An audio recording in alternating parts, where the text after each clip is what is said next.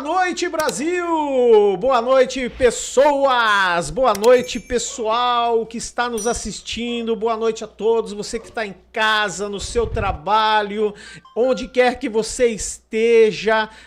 Desejamos aí para vocês uma ótima noite de sexta-feira, né? Sextou, né, galera?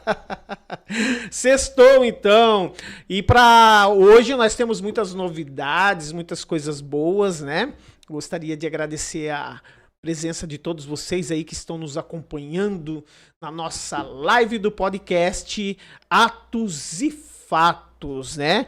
Mais uma vez, mais uma sexta, com a graça do Senhor, né? Graças a Deus, com muita saúde, muita paz. Gostaria de hoje trazer novidades para vocês sobre muitas coisas que nós vamos falar nesse programa, e é de suma importância que você esteja antenado aí para você pegar esse recadinho de hoje, hein? Tem algumas novidades. Bom, para iniciar a noite, né? Para quem não me conhece, eu sou o Fábio Galvão e vamos estar aqui com vocês durante o período de 1 hora, trazendo assuntos relevantes e de suma importância para todos vocês, que de conhecimento também para ser muito importante para você levar no dia a dia do seu cotidiano.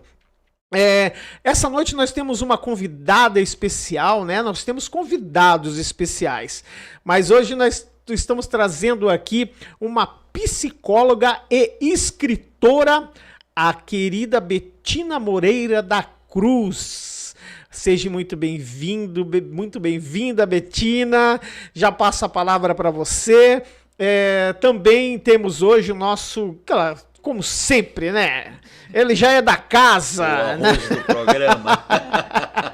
É o arroz do programa.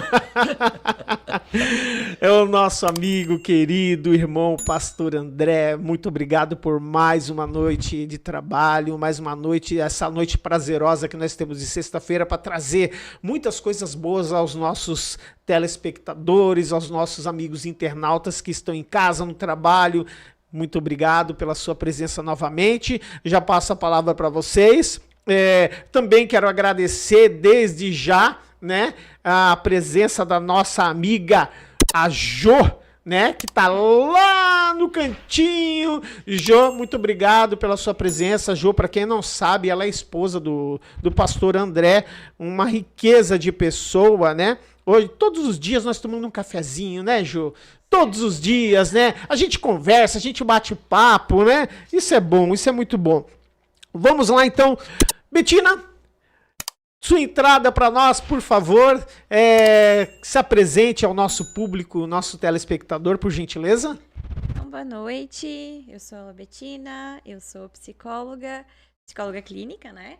Atendo crianças, adultos, adolescentes e eu sou especialista, né? Tenho pós-graduação aí na terapia cognitivo-comportamental, é a minha área de atuação.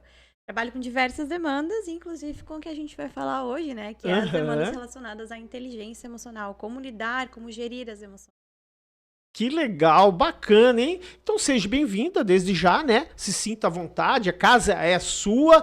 E nós temos também uma palavrinha do nosso irmão aqui, que já é nosso sócio da casa, já tem a maior porcentagem de todos os bônus que a casa já está trazendo, está recebendo.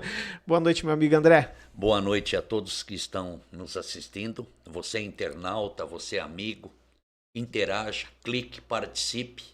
Um abraço a todos vocês, porque isso que nós fazemos não é para nós, é para vocês. Os assuntos que são trazidos aqui, as pessoas, né? A gente faz isso para você ter um conhecimento a mais do que acontece no contexto de nossas vidas diárias, dentro de nossa cidade, dentro de nosso estado e dentro do planeta que nós vivemos. É bom estar com vocês nessa sexta-feira e hoje com a presença dessa psicóloga maravilhosa, amiga da gente, doutora Betina. É com isso você. aí. Deixa eu dar um recadinho aqui antes de passar para a doutora Betina, que nós vamos saber de muitas coisas legais hoje importante, que você é de suma importância, muito importante que você deixe o seu like, você se inscreva no nosso canal e clique no sininho, para você sempre estar atualizado e sempre recebendo as novidades dos nossos programas, né? Atos e Fatos não tem nenhum lucro e objetivo de lucro sobre a apresentação, sobre qualquer tipo de serviço prestado aqui. A gente faz isso com muito amor e muito carinho para todos vocês aí de casa. Lembrando que nós vamos ter um primeiro tempo aqui, vai ser igual ao jogo de futebol.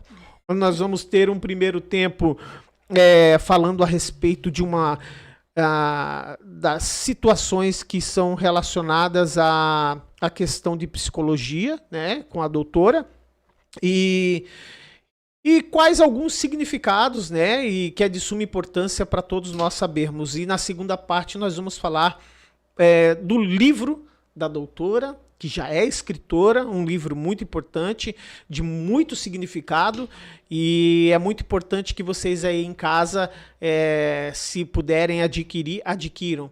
Ele vai trazer muita coisa boa para vocês. Vamos lá então, né? Doutora Betina, boa noite mais uma vez, né? Que Deus abençoe você desde já e a sua família. E todos os nossos telespectadores também em casa, né? Por essa bênção de estar participando hoje e tendo o prazer de trazer mais conhecimentos para todos nós. Dona Betina, olha só, dona, ou doutora Betina, né? Dona tá bom, já tá senhora. Diz pra nós, é assim, né? Porque é costume, né? Dona, doutora, excelência, excelentíssimo, né? Então, e é por aí vai, né, irmão? Diz pra nós, qual que foi o significado do estudo sobre esse tema da inteligência emocional que nós vamos tratar hoje? Então, a inteligência emocional, ela foi proposta aí pelo Daniel Goleman, né? É um autor aí que tem alguns livros sobre inteligência emocional.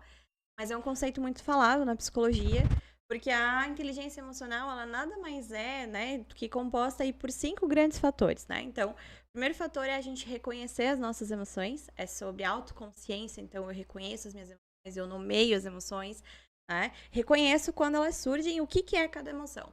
E aí a gente passa para o segundo domínio, que é o lidar com as emoções. Então, a partir do momento que eu reconheço, eu tenho que lidar com as emoções. Também envolve, dentro de inteligência emocional, a nossa motivação. Então, é como a gente se motiva. E aí envolve também lidar nos relacionamentos, né? E mais um monte de coisas ali, né? Que envolvem todos esses contextos, né? Então, é sobre a gente aprender sobre as nossas emoções, a nomear, a lidar com elas, a reconhecer as emoções nos outros, né? Que seria ali o 5º domínio, para que eu consiga lidar melhor também nos relacionamentos. Como eu me relaciono comigo e como eu me relaciono com as outras pessoas. Seria como se fosse você ter um autoconhecimento de si próprio. Isso. Exatamente. A gente tem vários tipos de inteligência, né? Então, Sim. é você ser inteligente em relação às tuas emoções. Como que tu vai lidar com elas, como que você vai reconhecer nos outros. Então, é um campo que a gente desenvolve, uma inteligência que a gente desenvolve acerca do nosso aspecto emocional, de como a gente se reconhece, como a gente lida com as nossas emoções, e também sobre melhorar os nossos relacionamentos através dessa inteligência, dessa habilidade, né? E esse é um tratamento que muitas pessoas procuram, esse tipo de tratamento. Qual que é o primeiro sintoma de quando uma pessoa precisa, na verdade, buscar esse autoconhecimento ou essa ajuda, que possamos dizer assim? Eu acredito que quando a gente fala de inteligência emocional, é sobre todo ser humano, né? Então, você não precisa ter um transtorno, você não precisa estar passando por uma situação difícil para que você perceba, quem sabe, que você não lida muito bem com as suas emoções, ou que você precisa conhecer mais sobre você, porque à medida que a gente se conhece, a gente sabe como a gente funciona, sobre as nossas emoções, como que a gente pode agir, à medida que a gente se conhece, fica mais fácil até a convivência com a gente mesmo. Então, não necessariamente o processo terapêutico relacionado à inteligência emocional é quando você está em sofrimento, ou é quando você tem um transtorno, mas sim, quem sabe, poxa, eu quero desenvolver mais minhas habilidades, eu quero aprender a me motivar, eu quero alcançar alguns objetivos.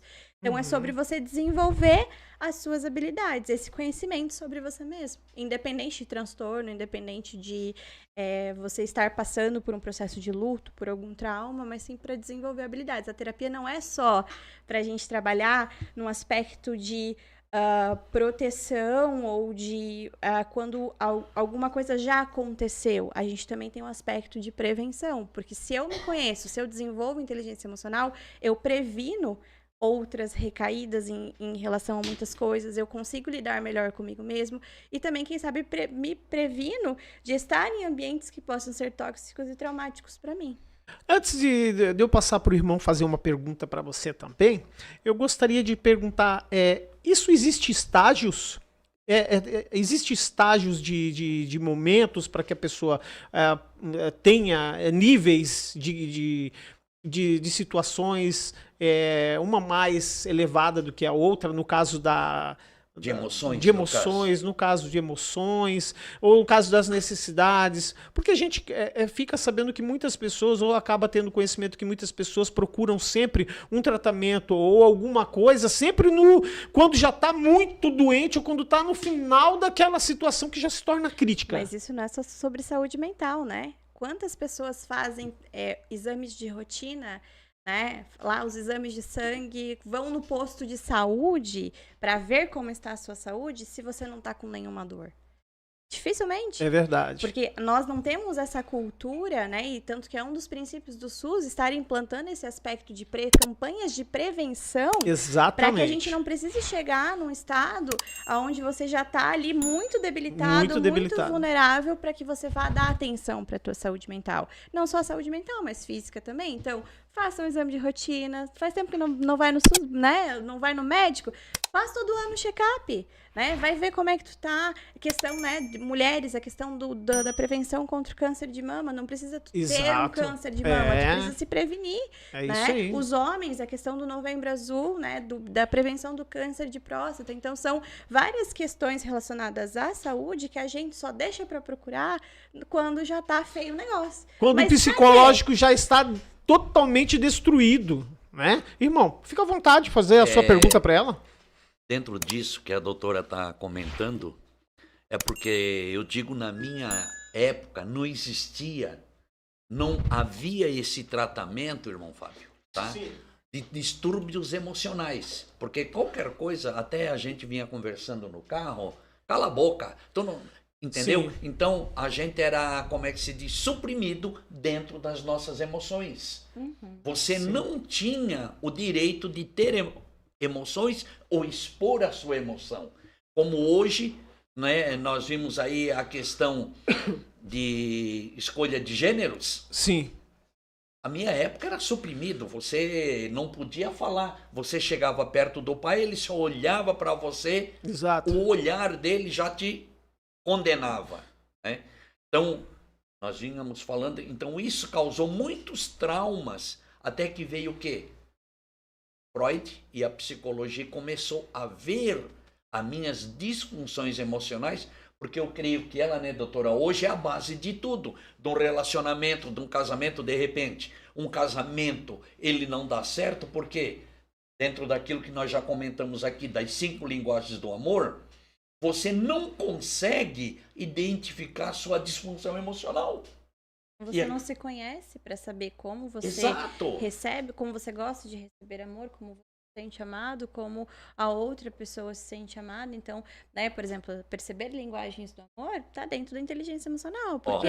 Porque o amor é uma emoção. Sim, né? Exato. E eu saber como eu me sinto amado, como lidar com ser amada e dar amor entra dentro do campo da A inteligência falta de emocional. atenção, a falta de carinho, a falta de afeto, a falta de preocupação, ela traz esse tipo de Disfunção emocional Eu nunca configuro, né, como uma própria disfunção emocional. Vou configurar como uma dor, tanto que o meu livro fala sobre isso, né, a beleza da dor.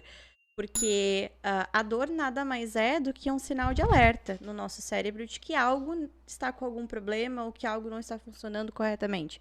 Não só a dor emocional, como a dor física também. seria Quando como uma vocês- doença. A doença já é um aviso que não tem algo tal. Não necessariamente. A dor, ela precede a doença. Ela é um literalmente. Sabe quando o teu carro ele tá faltando óleo e acende a luz? E o sentimento procede a doença? O sentimento de angústia, o sentimento de depressão. Eu acho que a depressão é um tema que nós vamos entrar depois, mas eu acho que a depressão acaba sendo uma doença que eu não sei se eu estou certo sobre essa questão. Uma doença que já foi proveniente de dor e de alguma situação que faltou. Que não conseguiu, que não foi... ou não foi tratada, né? Não teve um acompanhamento psicológico de uma pessoa dentro da área para dizer, ó, você tem que tratar isso dessa maneira, senão vai ocasionar isso. Quando a gente Seria isso, fala- doutora? Mais ou menos. Porque quando a gente fala de transtornos mentais, como a depressão, por exemplo, transtornos psicológicos, transtorno de humor, que é a depressão, a gente está falando toda a psicopatologia, que é toda doença, todo transtorno mental. O que ela é? Ela é uma soma maior de fatores de risco e uma soma menor de fatores de proteção. Todos nós temos fatores de risco, todos nós temos fatores de proteção em relação à nossa saúde mental. Então, quando a gente fala de depressão, a gente tem fatores como se a gente pensasse num caldeirão. E aí, dentro desse caldeirão, a gente coloca fatores ambientais, ou seja, o ambiente que essa pessoa viveu, estamos. os traumas que ela vivenciou, as faltas, as necessidades não atendidas. A gente vai pensar na genética dessa pessoa, porque quando a gente fala de um transtorno, principalmente transtornos de humor, transtornos do neurodesenvolvimento, eles têm uma raiz genética muito grande. Então, antigamente, que a gente estava falando, Sim. as pessoas não falavam sobre, o fulano tinha depressão, era tudo verdade. banalizado. Mas a gente tem relatos de, tipo, aquela pessoa na nossa família que era mais Que a depressão era conhecida pessimista. acho que era conhecida de outra forma. Frescurete, Que é mais fresca, que é mais deprimida, Não que não aceita. tem vontade pra nada, que não aceita. paciência zero. Lembra que tinha até exatamente. um programa de humor, né? Comigo, paciência zero. O que é?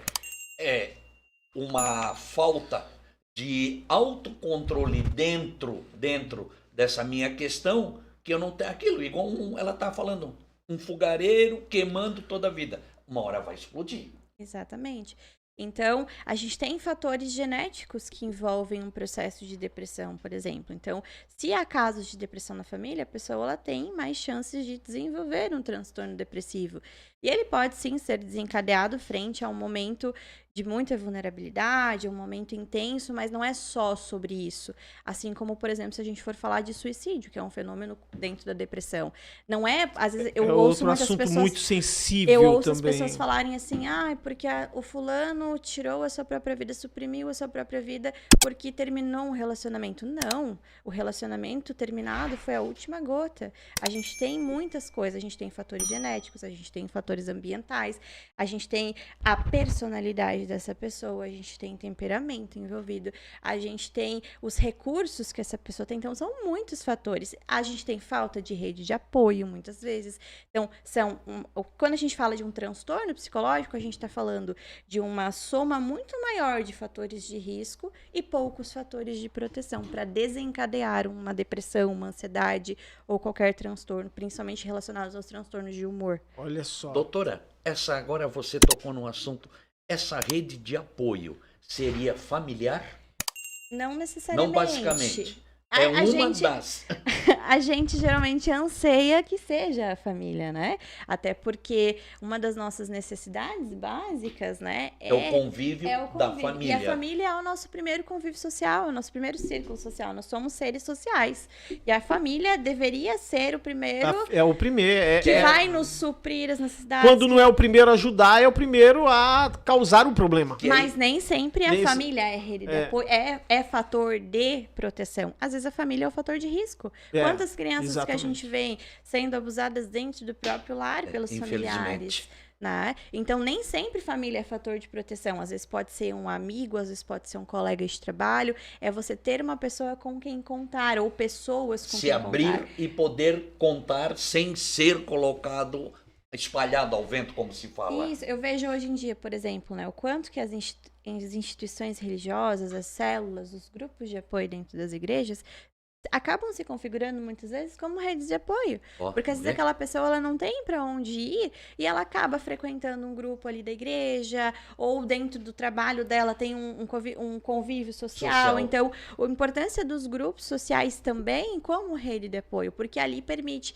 que essa pessoa vá conhecer pessoas, ou dentro da igreja, principalmente a questão da espiritualidade, da fé, né? O quanto que isso também pode ser um fator de proteção. Está ligado muito à questão da fé e religiosidade? Muitos casos. Em relação a transtornos Isso, psicológicos. transtornos psicológicos.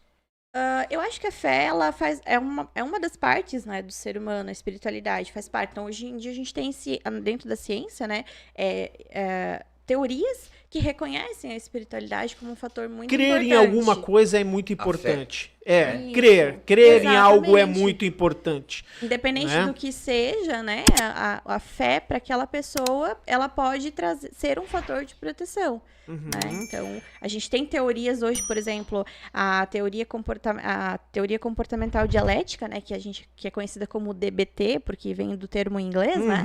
Ela reconhece, por exemplo, a espiritualidade, ela traz o mindfulness, que é essa questão da atenção plena, da gratidão, como fatores de proteção para um transtorno. Agora, uma pergunta que vai ser polêmica para a doutora. A fé cristã, ela ainda está, por algumas pessoas, tendo muita rejeição dentro dessa sua profissão e dentro disso que a senhora é doutora, lógico, em lidar com essas duas questões, porque aquilo que nós estávamos falando, não vamos entrar aqui em polêmica, mas tem religiões que elas não admitem nem a questão de uma transfusão de sangue, né? Que quando você se fala em psicólogo, infelizmente... Mas eu não tô louco. Vão virar a tua cabeça, vão te fulano fazer tá desacreditar em Deus. Entendeu? Então é aquela questão, igual o câncer. Quando você chega, principalmente nós homens, né, irmão? Verdade. Quando chegamos aí no médico é porque nós estamos Negócio tá 50% morto. Tá, é verdade. Entendeu? É. E é assim dentro da psicologia, porque eu tenho a minha fé. Mas- eu creio em Deus. Sim. Só que eu preciso de um médico para saber como é que está a minha saúde mental, quer dizer, saúde mental não é que eu sou louco, eu posso, como ela falou, dentro de uma genética, de uma configuração de família, eu ter algum problema congênito que vem com isso, Sim. como diabetes e outras, né? Mas tem gente que não aceita. Mas dentro dessa, pegando esse gancho, dentro dessa situação, no caso da doutora, existe uma ética médica nessa questão. Sim. Que ela tem que, como médica, seguir e separar as coisas muito Uma bem linha muito separadas. tênue. Seria isso, doutora? Isso, então, eu sou cristã, falo isso, né?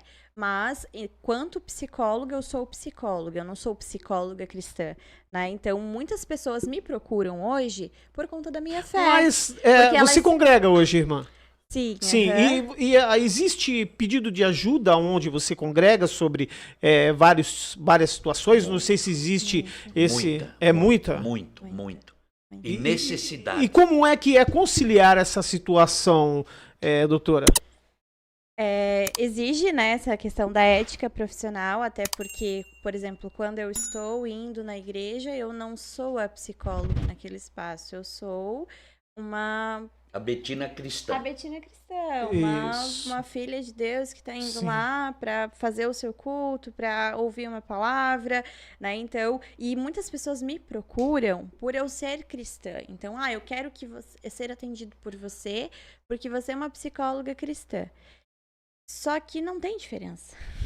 Não tem diferença, porque a ética, ela fala alto. Exatamente. Só que eu entendo... É um estudo por trás de tudo. Você não vai ser uma psicóloga religiosa. Porque você é uma nenhum psicóloga psicólogo- da questão medicinal. E né? até, não adentrando de novo na polêmica, existe um livro, Jesus, o maior psicólogo do mundo. Existem, né? Então, Sim. acredito que tem sim como a gente linkar, Conciliar as duas conciliar coisas. fé e ciência, acredito que sim. Mas eu digo assim, dessa busca, e eu entendo essa busca, porque às vezes a gente procura no psicólogo identificação.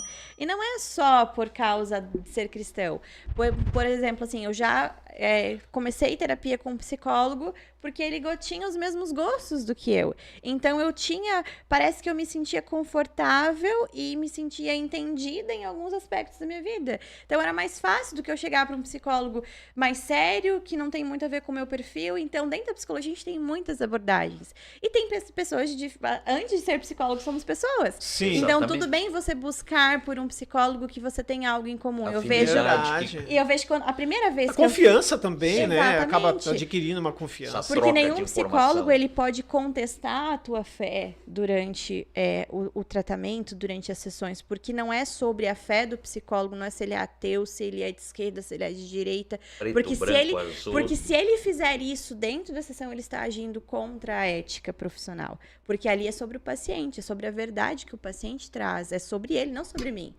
Então, né, as minhas experiências de vida, o que eu acredito como verdade, os meus valores... Independe do problema Independem dele. do problema dele. E eu Independente. não posso trazer isso Sim. em sessão. Eu preciso respeitar o que faz sentido para ele. Por exemplo, a dor, né? Do livro. A primeira pergunta que eu faço para um paciente é: qual é o significado disso para você? Por exemplo, eu fiz uma mentoria com mulheres sobre o livro, né? Sim. Sobre inteligência emocional. E a primeira pergunta que eu trouxe foi, né? O que é a dor para você? Porque a dor, pra mim, ela tem um significado, mas pra você ela pode ter outro, pra você ela pode ter outro. E não é sobre o meu significado, é sobre o significado que tu dá. E a origem dessa dor. Exatamente. Então, pra eu te entender, eu preciso saber dos teus significados. O E os que meus é não vão importar. Eu posso falar pra você assim, ó, você é a pessoa mais linda do mundo, se olha no espelho, você é forte, isso. A pessoa vai se olhar, ela não vai ver isso. Por quê? Porque o significado de força e de beleza, pra ela, é diferente Tem do outro meu. significado. Tem outro significado. Olha só que interessante, né? Como às vezes a gente para e a gente pensa assim, hoje vai ser um programa Atípico. simples como qualquer outro, ou tranquilo, porque a gente já tem uma vivência que a gente acaba sabendo de muita coisa na vida, mas todo dia a gente aprende algo diferente, né? Morremos Todos os dias. aprendendo, né, irmão? Morremos aprendendo. aprendendo. Deixa eu deixar um recadinho aqui, porque já tem gente pedindo ali. Eu quero mandar um recado para Jocely, que está aqui nos acompanhando, Nos estúdios nos acompanhando. A Cleidineia Cunha, obrigado, Cleidineia, um beijo no seu coração. A Priscila Cruz, A Mãe. mãe a babona. Priscila Mãe da Cruz, manda um beijo para a mamãe, por favor. Um beijo pra minha mãe maravilhosa, linda, meu exemplo de mulher. Olha que lindo, hein? Obrigado, Vamos dona trazê-la Priscila. aqui, Ah, porque também é escritora e pastora. Então, a o dom vem família- de família. Então, vamos já estar convidada desde já, dona Priscila, a vir bater o cartão aqui conosco, né? Um abraço também pro papai, será que está nos papai. assistindo? Aqui está o pastor? livro, né? Porque nós vamos falar um pouquinho desse livro na segunda parte do programa, tá? Para todos vocês aí que queiram adquirir, a gente vai mostrar e vai dizer para você como que você pode adquirir através da Betina, tá? Não se esquece de deixar, né, o seu like, se inscrever no canal e clicar no sininho aí para você receber muitas coisas boas e pastor. novidades aí, né? Pastor Luciano, o Pas- pai da doutora, está também. Pastor Está- Luciano, Pastor Luciano. manda um beijo pro pai. Um beijo pro pai, pra ele não ficar enciumado. Eu quero saber se o pastor Martin, que fez um grande que eu também vou assistir. Pastor Martin, vamos interagir aí, ó. Vamos mandar esse like para Venezuela, para os seus amigos. Vamos lá. E eu vou mandar um beijão também pra Débora, que tá nos assistindo, pra Josiane, pra Jessi, pra Paola, pra Geni, pra minha irmã Kelly, um beijo pra você, minha irmã Rosiane, Neuci, Tati, Leonirdes, tem muita gente que pediu beijinho hoje, então tá tudo em casa, né? Amém. Para uma Graças... sexta-feira. Né? Para uma sexta-feira tá tudo em casa. A Priscila, a sua mãe, ela disse, estamos ligadinhos. É isso aí. Glória. É isso aí. Fique ligadinho conosco, que a gente sempre traz novidades aí para vocês e é sempre muito importante termos assuntos relevantes e de muito conhecimento como esse, como nós estamos tendo hoje aqui com a Betina. E olha, irmão Fábio. Irmão, quer fazer mais alguma pergunta aí? É uma família abençoada, tá? A gente caminha junto, pastor Luciano, pastora Priscila, e são família referência pra gente, tá? Esposo, esposa, filhos, tá? Que bênção, né? É uma família abençoada. Que Doutora, bênção. vamos lá ao que interessa. A dor, ela tem várias origens, tá? Mas, vamos dizer assim, no seu divã, psicólogo, a gente memoriza divãs, né? Lá Sim. no meu consultório tem poltrona, não tem divã. Divã é de outra abordagem, mas tudo bem. Mas existe- é confortável. É muito. com- Olha só, então tá valendo. é confortável, mas também é desconfortável. Porque eu tenho alguns pacientes que dizem que sentar na mesa, na cadeira Na ali, né? Na frente. poltrona, na frente do psicólogo, é a mesma coisa que você sentar numa poltrona, numa cadeira cheia de taxinhas. E às vezes parece que você tá sentado numa poltrona que te abraça e outras horas parece que tá numa poltrona de Mas taxinha. você sabe que muita Porque gente... é desconfortável falar sobre a gente. Pegando esse gancho, irmão, você sabe que muita gente... como que ele analisa, como que ele vê psicólogo? Ele vê o psicólogo de um lado bicho. sentado, um bicho, como se fosse um juiz, não que eu tô dizendo Que vai que te juiz... julgar dos teus erros, ou que vai apontar. julgar dos seus erros. Por exemplo, você tá lá, você vai ser feito muitas perguntas para você e você vai dizer para ele o que ele tá fazendo de errado. Claro, o teu papel tem que achar o função, erro. A isso. função, achar o erro, o porquê que está acontecendo de tudo isso. Mas as pessoas, muitos, têm medo de procurar psicólogo como psiquiatra. Eles veem os dois numa classe como se diz assim, ó, tô mal. E dentro disso, por exemplo, a dor, ela tem várias formas de dores. Voltando à pergunta, na sua poltrona, na sua cadeira, quais são que a senhora como profissional vê uma sequência dentro dos pacientes da mesma dor? Vamos supor, perdas, lutos, ou qual seria, no seu caso, assim, uma pesquisa, os traumas emocionais mais comuns dentro hoje de uma profissional de psicologia? Eu acredito que é muito amplo, né? Essa questão, até porque o ser humano, ele é subjetivo, ou seja, ele é único. Cada um é uma única. Cada um é uma única pessoa, então cada um lida com determinada situação de uma forma, cada um sente de uma forma, cada um tem as suas experiências de vida, então é muito difícil classificar o que é mais comum, porque cada Entendi. demanda é única. Mas falando sobre dor e sobre o que pode causar uma dor, né, uma das coisas que eu trago no livro é sobre a origem dessas dores, né? As raízes Exato. das nossas feridas, vamos colocar assim. Porque a dor, ela pode ser ocasionada dependendo de vários estímulos. Precisa Sim. haver um estímulo para desencadear uma dor. E um estímulo é qualquer coisa que acontece, seja um estímulo positivo, seja um estímulo negativo. Mas quando a gente fala de raízes de feridas, de que, no caso, uma dor que ocasionou ali uma ferida, que precisa de cicatrização, que precisa ser cuidada, né? A grande maioria a gente vai estar falando aí, né, de necessidades não atendidas. E a gente vai falar de necessidades humanas básicas, né? A gente vai estar falando de faltas, a gente vai estar falando de limites ultrapassados, a gente vai estar falando de expectativas não alcançadas, de rejeição, de crenças disfuncionais, de abandono, de vários ambientes tóxicos. Exato. Mas principalmente, assim, eu trago a questão das necessidades não atendidas.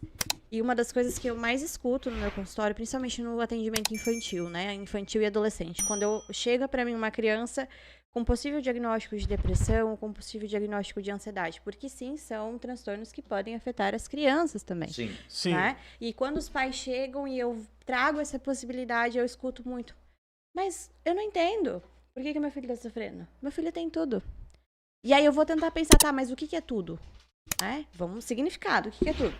Meu filho tem um lar legal, ele tem cama, ele tem uma roupa de cama quentinha, ele veste do bom e do melhor, ele come do bom e do melhor, ele tem os presentes no final de semana. Isso é tudo. O tudo pra ela é isso. O tudo pra ela é isso. Mas É necessidade humana. Vamos lá para a pirâmide de Maslow, né? Que é um psicólogo que desenvolveu a hierarquia das necessidades. Então a gente tem as necessidades básicas que são a fisiologia: comida, água, sono, abrigo. Opa, é base da pirâmide. Essa é a base. É a base. Então o tudo, muitas vezes, para os pais, são necessidades básicas. Sim. Mas não porque por nada, mas porque eles aprenderam que isso era tudo. Mas o quanto que nós temos, enquanto seres humanos, nós temos muito mais necessidades.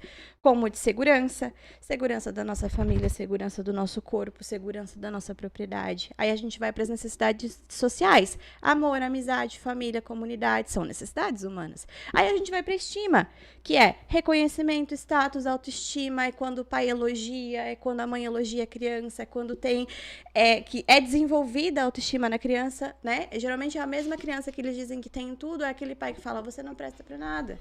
Sim. Você é isso, você é aquilo. Nunca vai dar nada. Então não tem a necessidade de estima As suprida. necessidades hoje, elas, eu acho que elas são muito mais necessárias do que antigamente. Porque antigamente a gente vivia com o básico, com Do pouco, básico.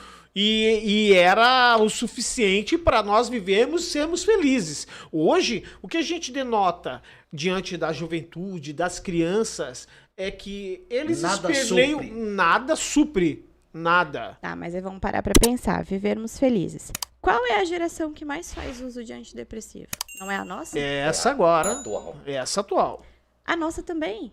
Porque a gente tem adultos adoecidos. Sim. A gente tem Mas seria que é por conta não desses... só crianças. Não, mas não seria por conta, assim, doutora. Hoje, por exemplo, nós vemos muitas pessoas do nosso tempo com depressão, com problema de psicológico, né? Muitos. Será que um pouco disso também não é justamente porque você teve uma mudança drástica de época, aonde você viveu uma época, por exemplo, que nem eu. A época em que eu vivia de brincadeira era peão, balão, pipa, era carrinho de rolemã. Hoje, você não vê... Eu tenho um filho de 22 anos, mas a diversão dele quando ele chega do trabalho é o videogame. É o computador. E isso, na verdade, a gente vê que não é só uma família.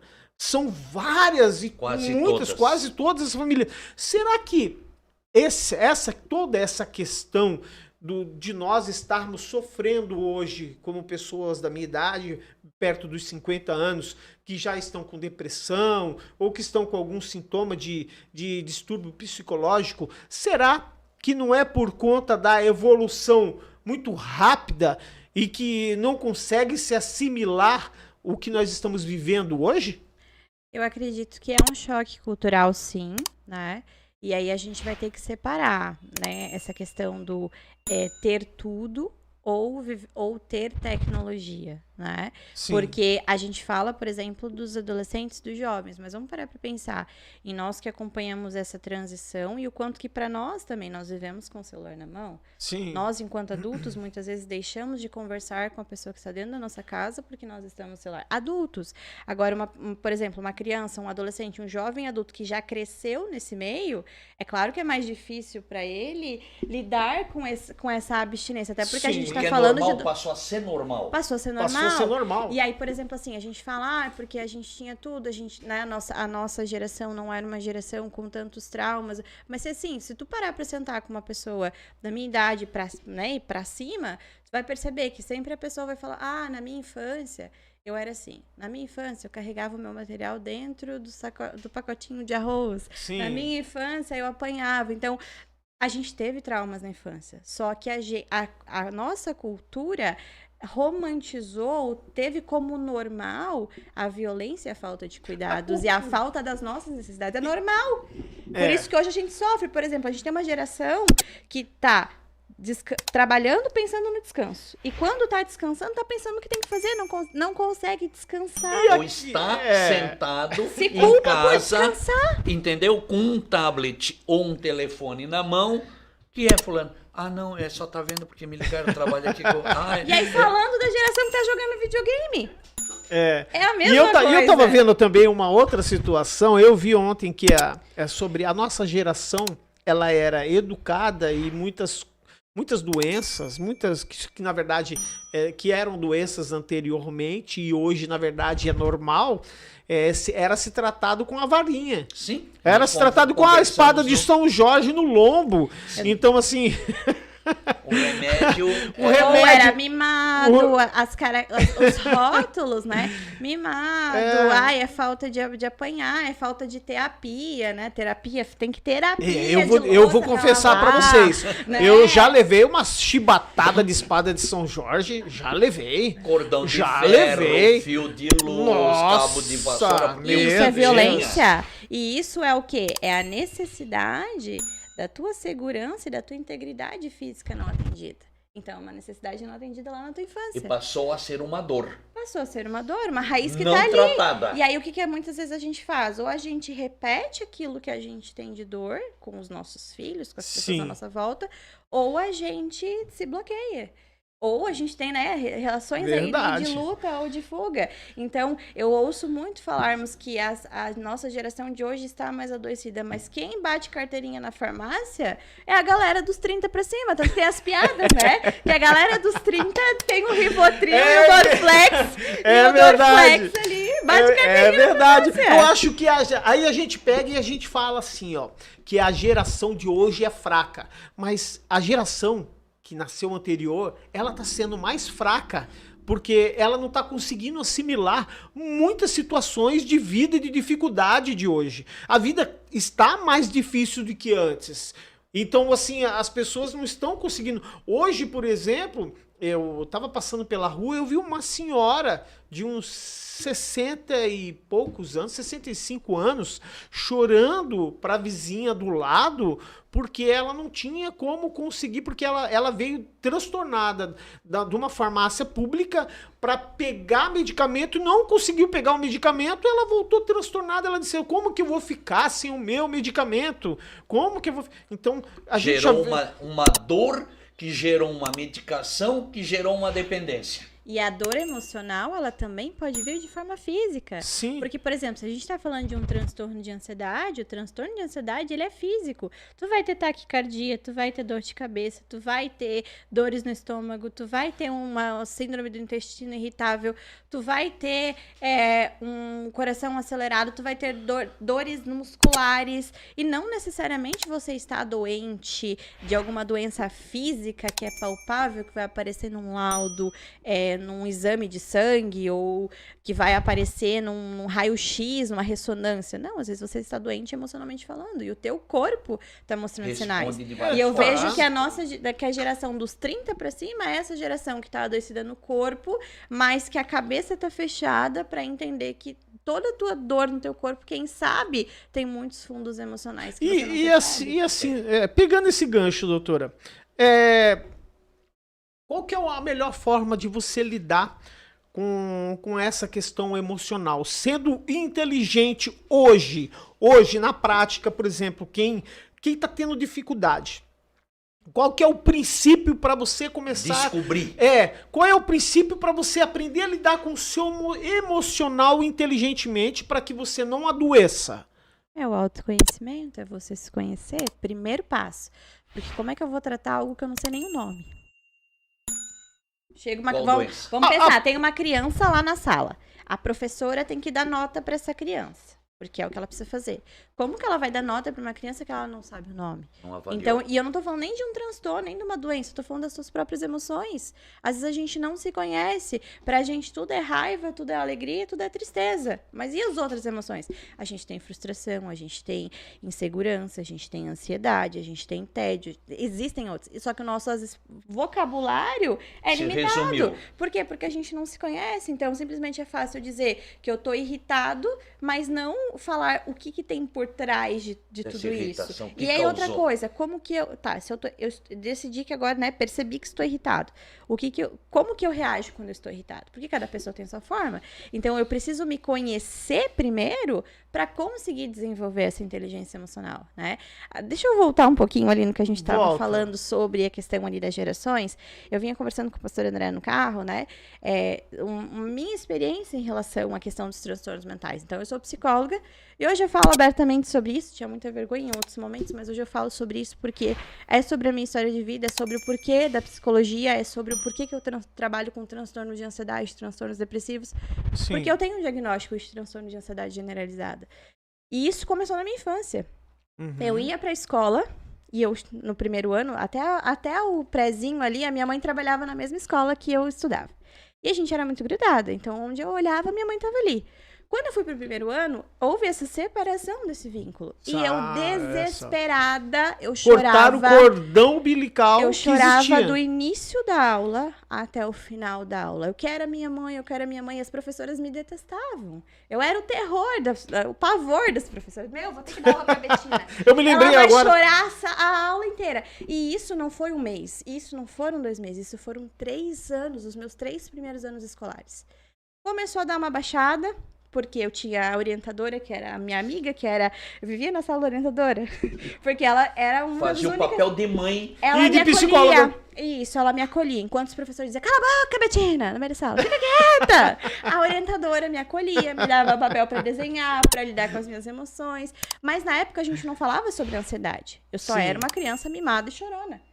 E aí teve uma chuva de granizo na cidade onde eu morava e foi muito feio, assim, a questão, nossa, destelhou toda a cidade, enfim, o dia escureceu às 3 horas da tarde. E depois disso, cada vez que o tempo começava a fechar para chover e eu tava na escola, o desespero era grande. E o que era isso? Era um transtorno de pânico, lá na minha infância. Mas eu era mimada. Imagina.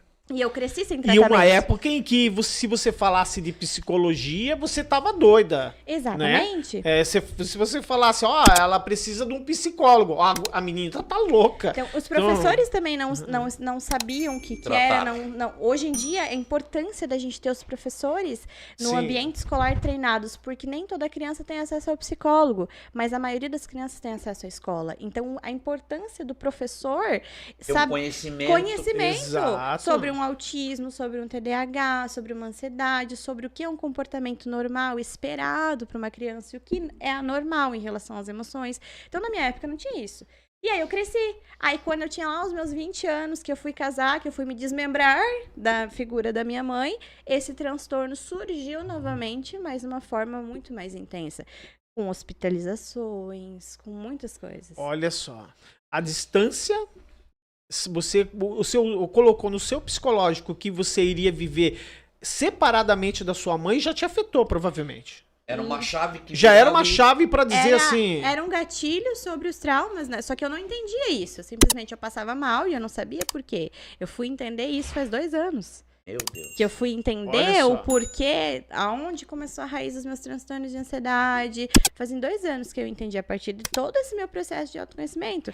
Eu cheguei num ponto que eu não dirigia mais, eu não conseguia sair de casa, porque eu achava que eu ia morrer. Porque o meu gatilho era esse, né? Frente a tudo que eu tinha vivenciado. Porque, e eu tiveram várias situações que aconteceram na minha vida. Por exemplo, entraram na nossa casa enquanto a gente estava dormindo. Então, o meu lugar de segurança não é mais seguro. Não era mais seguro, foi violado. É. Né? Então, ali, a necessidade de segurança, ela foi descartada naquele momento. Então, as nossas necessidades humanas, elas não são só as fisiológicas. Tem muitas outras necessidades. Né? Então, e o quanto que tudo isso foi raiz aí para dores, para problemas psicológicos ali, né? Sim. Que até hoje, por exemplo, eu trato. Então, eu sou psicóloga, mas antes de tudo eu sou um ser humano, né? E todo ser humano está suscetível a passar por dores e frustrações. Todo ser humano.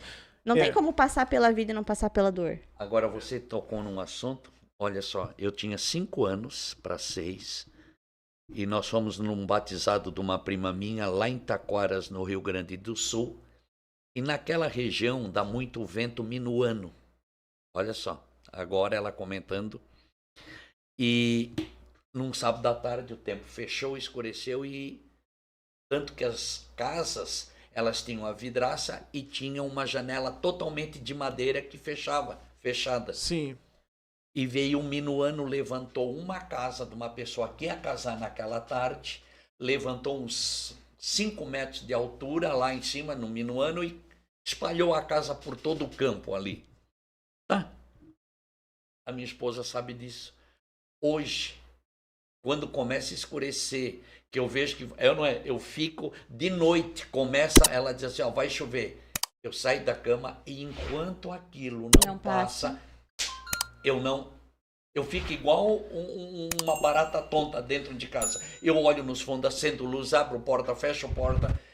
Porque até hoje, você falando isso, esse gatilho ainda está dentro de mim. Agora você vê como é que traz coisas do... Olha o tempo.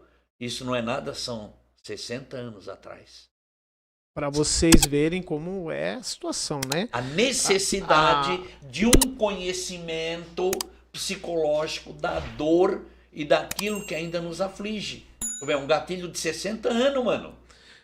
E o desconforto e a energia gasta, que é... Não, mentira. Tirar a palpitação, ela vai deitar. Você tá tendo uma ansiedade, porque o que é a ansiedade? É um alarme que é ativado no nosso cérebro de que tem algum perigo. Então, diferente do medo, o medo é mais palpável, o perigo. A ansiedade nem sempre é palpável, a gente às vezes não consegue identificar. Não sabe o porquê daquela reação. E aí a ansiedade, ela acende um alarme de perigo e ela vai preparar o nosso corpo para lutar ou fugir, ou paralisar, que são as reações que a gente tem. Quando você luta ou você corre, onde é que o teu sangue está direcionado? Nas tuas pernas, nos teus músculos, para quê? Para correr, para fugir. Quando você corre, o teu coração não acelera. Sim. Né? Tu não fica... ofegante. É o que acontece com a ansiedade, é o teu corpo te preparando para lutar ou para fugir. Então, ou seja, o que aconteceu? O teu cérebro entendeu que situações como essa podem ser um perigo, podem ser uma ameaça. Tá alertando e ele algo. alerta pelo teu corpo o que pode acontecer. Interessantíssimo. É coisa. Olha, é muito tema.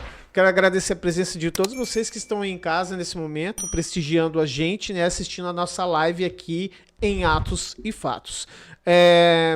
Gostaria aqui de mandar um abraço pro Gilmar José Machado. Ô, GG Moranguinho, pastor Gilmar. Benção de Deus, entrevista top da Betina é show. Obrigado, meu irmão Gilmar, que Deus abençoe você. E gostaria também de mandar um beijão aqui, deixa eu ver. Pastor Gilmar, que Deus abençoe. Para quem obrigado, nós não mandamos ainda, para Dirlene, a Dirlene lá de Brusque, isso aí, Rosângela, Fábio. Bom, tem uma galera aí que eu vou mandar um beijinho. No pacote, porque não vai dar para ler para todo mundo, tá? Então, você que está nos assistindo, beijo de pacote para vocês aí. A gente tá quase chegando perto do horário de fechamento do nosso primeiro podcast com a doutora Betina, mas a gente já quer deixar desde já as portas abertas de prontidão para que você possa retornar e trazer mais temas instrutivos e que nós todos precisamos saber, como esse. Eu quero tomar alguns minutinhos de você para falar a respeito do seu livro, que você tem lançamento desse livro aqui que vocês estão vendo aí, gente, A Beleza da Cor, tá? Da dor. A beleza da dor, desculpe. A beleza da dor. A arte de resignificar. Isso mesmo, tá? Ó, um livro legal, tá? Você pode adquirir com ela, o telefone dela vai estar no final desse vídeo. Você pode entrar em contato com ela. Pode seguir ela também. Pode seguir no Instagram, WhatsApp, como é que faz? Instagram. Pode ser no Instagram? Pode então, ser no pode dizer o teu Instagram. Instagram. É meio congestionado, já aviso. né? Então, se eu demorar para te responder, demora às vezes, né? Até porque eu não tenho secretário, eu trabalho sozinha, então, assim, Sim. o WhatsApp, eu sempre falo, quer conversar comigo, quer me chamar que eu atenda mais rápido, vai no Instagram, que lá a demanda é menor. Né? E no Instagram também tem o link pro WhatsApp, então, caso você queira realmente falar comigo no WhatsApp, tem um linkzinho lá. Exato. Link da onde fica o meu consultório, eu tenho outros livros, eu tenho 3 livros infantis, que eles Olha estão que disponíveis bênção. gratuitamente para serem baixados lá no Instagram. Olha então você só. pode baixar, você pode, né? Se você é professor, se você tem criança em casa, você pode ler para suas crianças, pode levar para escola, enfim, né? Pode imprimir o livro ali, eles foram publicados pela faculdade, então assim, ele Que realmente para bacana. ser liberado. Tem sobre a ansiedade para crianças, tem sobre a resiliência, né, que é a nossa capacidade aí de superar os Sim. desafios, que também fala sobre inteligência emocional, e tem um livro sobre o luto, que é para crianças aí que estão passando por processos de perdas, né, de seus Olha entes que queridos, legal. ou que já passaram por perdas. A gente teve a questão da pandemia e o quanto que isso trouxe muitas perdas para muitas famílias. Né? Então, o Verdade. livro ele surgiu nesse contexto. E o livro, né, A Beleza da Dor, a Arte de Ressignificar, ele é um livro, eu sou suspeita para falar, mas ele é muito sobre mim, né? Mas ele você é a melhor pessoa para falar do livro. ele fala sobre, né, por que a felicidade e o desconforto caminham juntos. Então, não tem como a gente passar pela vida e não passar por frustrações, não passar pela dor, porque estar vivo é como a gente brincar com uma criança que brinca num parquinho de diversões. Sim. Né? Tá sujeito a qualquer... A qualquer arranhão, a Verdade. cair do balanço, mas e se ela ficar ali só olhando, pensando que ela não quer se ferir ou se machucar, ela não vai aproveitar o parquinho. Né? Então, estar vivo é estar suscetível a dores e frustrações. Todas as nossas emoções são importantes, até mesmo as desconfortáveis. Então, a raiva serve para alguma coisa. Imagina se a gente não sentisse raiva. Cadê o senso de injustiça? Eu sinto raiva quando eu sou injustiçada. E a adrenalina que é produzida, que o corpo necessita da adrenalina para produzir a insulina. Para você conseguir reagir, né? Então, a dor também, ela é esse sinal, ele é esse sinal de alerta de que alguma coisa precisa ser feita, né? Então, todas as emoções, elas têm um porquê, elas têm um motivo, elas são adaptativas para necessárias para nossa sobrevivência. E o livro é sobre isso. Então, tem uma caixa de ferramentas inteligente aí dentro do livro, que é sobre as estratégias, as ferramentas que a gente utiliza para lidar com as nossas emoções. Às vezes a gente utiliza estratégias e ferramentas funcionais, às vezes utilizamos estratégias e ferramentas disfuncionais, como comer excessivamente, usar álcool, drogas, ficar se distraindo na internet por muito tempo, engolir tudo que, né? Ou ser muito agressivo, né? Ou ser muito passivo. Então tem muitas estratégias e ferramentas que são disfuncionais, que às vezes precisam de reparo. E outras ferramentas que a gente tem que são funcionais. Exato. Né? Então o livro ele mostra sobre isso, ele vai falar sobre a raiz das feridas, né? Vai falar sobre a origem da dor, o que é a dor, te ajudar a entender melhor o que é a dor. E o livro, ele tem exercícios práticos dentro dele. Então, cada capítulo é muito curtinho. Quando eu pensei no livro, eu pensei assim, eu quero que uma pessoa que não é acostumada a ler, leia meu livro até o final. Então, ele é pequenininho, ele tem capítulos curtos e no final de cada capítulo tem exercícios para que você reflita, para que você pare para pensar e lembretes, né? Então, tem tipo uma caixinha ali de texto falando, ó, lembretes. Esse capítulo falou sobre isso, isso, isso, para você lembrar dos conceitos do livro. Então, ele é muito didático e é uma estratégia e realmente é uma ferramenta para a construção da inteligência emocional que a gente falou aqui hoje. Que é super importante. Que é super importante. É uma ferramenta aí para a construção também de autoconhecimento e é uma jornada aí para você encontrar o artesão que há dentro de você. Olha só. E doutora, uma pergunta. O livro está aí, compra-se, adquire-se.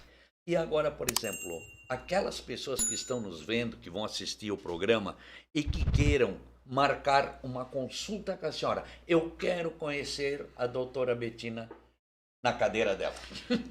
No sofá confortável, aquele sofá. Lá no Instagram, né? Não deixei o arroba, meu Deus. Arroba Bettina Moreira Psico. Repete. Arroba Bettina Moreira Psico. Olha que legal. É o meu fácil, Instagram. hein, gente? Isso. Ali vocês vão ver outros conteúdos, enfim. Então, no meu Instagram tem um link para a fila de espera. Porque no momento... A fila de espera. Nós já tivemos o privilégio que hoje, pessoas, eu creio, que já estão sendo e foram curadas somente com essa 1 hora do Verdade. conteúdo e o quanto... A minha esposa já botou um detalhe ali, ó. Já não vai pagar consulta, doutora. Olha, esse negócio de não pagar consulta é meio complicado. Eu acho que é mais fácil dar um desconto, né? Eu quero mandar um beijinho aqui para Eva Cristiane Paz, que ela disse: uau, obrigado, Betina, por tanto esclarecimento. Deus te abençoe sempre. Amém. Gente, chegamos a mais um final. Infelizmente. Doutora Betina, a gente deixa desde já as portas abertas para um próximo podcast com a senhora, com uma outra oportunidade. Tiver, né? Quando a senhora tiver, exatamente como o irmão disse, para que você possa trazer mais esclarecimentos para nós, né? Você que quiser em casa adquirir o livro da Betina, vai ter o número de telefone dela no final desse vídeo. Posso falar onde, rapidinho? Pode, claro! Tá, então olha só, os livros estão disponíveis, né, para quem é membro aí da Igreja Casa do Pai, tem a livraria, a Casa do Pai Aonde você congrega? Aonde eu congrego, que os livros estão disponíveis para venda. Temos na papelaria Print House, aqui em Camboriú, que faz entrega, então se você não quiser sair da sua casa, olha só que legal. Olha que legal. Conforto, hein? Vamos reforçar isso aí, ó.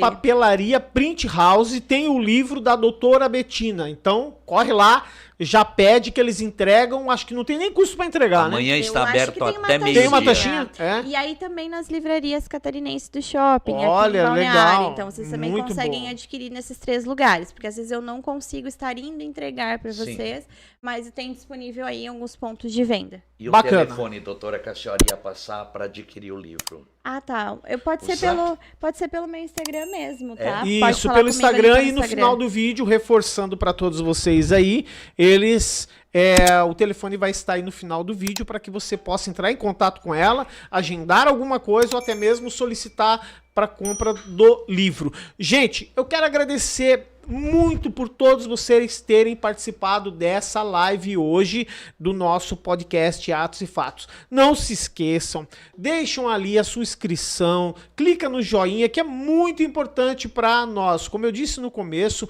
nós não temos nenhum tipo de lucro para fazer esses programas. Ele é de livre e espontânea vontade, para trazer conhecimento a todos vocês aí de casa. E é de coração que a gente faz. Então, curta a gente, deixe a sua inscrição para que você possa receber novos conteúdos.